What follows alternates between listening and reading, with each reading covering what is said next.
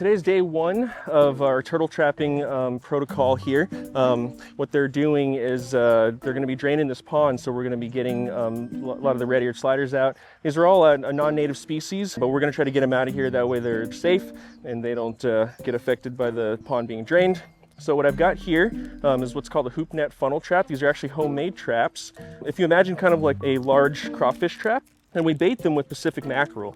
And basically what we do is we've got the mackerel in here. It's supposed to be tied up, but of course it came off. I'm going to go ahead and retie that. And basically what these rods do is we kind of hook them up on the sides here, and they got floats on either side. So it kind of holds them open, and then we tie it off right here. Okay, and it floats in such a way so that there's an opening on this end. That way the turtles can go in, they grab the bait, but they get confused and they can't come out. And so this is a very humane way to capture them. And I've got my waders on. We're going to be getting in about waist deep water, setting these traps. These traps are going to be soaking all week, so overnight. We're going to check them at least once a day. So when we come back tomorrow, we're hopefully going to be catching a lot of turtles. They're going to be attracted to this bait. This is how we do it, so we just run them overnight.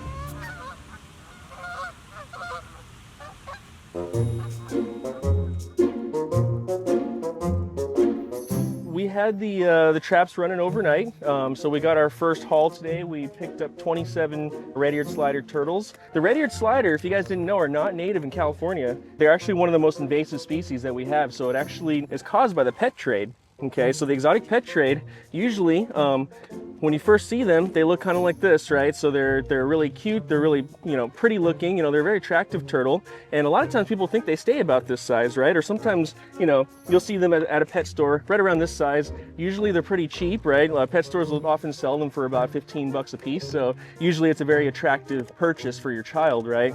The problem though is that, this is still, like a home aquarium size, but unfortunately, people don't realize that they actually, after a few years, if you take care of them really well, they end up looking like this. So now this is no longer an aquarium size. This is more of like, you need to have an outdoor pond in your yard in order to keep them. So usually this is when people want to release them back into the wild, but unfortunately they are not actually native here. So they'll actually outcompete our only native turtle, which is the western pond turtle. So these guys will actually use up all their resources, use up all their space and all of their nesting grounds. And so usually releasing them in California is at the detriment of our native pond turtle. So think twice before you get one of these, okay? 4, 25, 26, 27. So these guys, their destination is a pet store, okay? So we're putting them back into the pet trade as opposed to putting them into a wild habitat.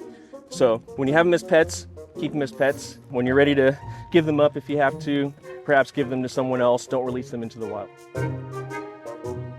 We actually really take pride in working with Costa Mesa because of the environmental consciousness that Costa Mesa seems to be practicing. They're doing things in a much better way that's not going to impact the environment.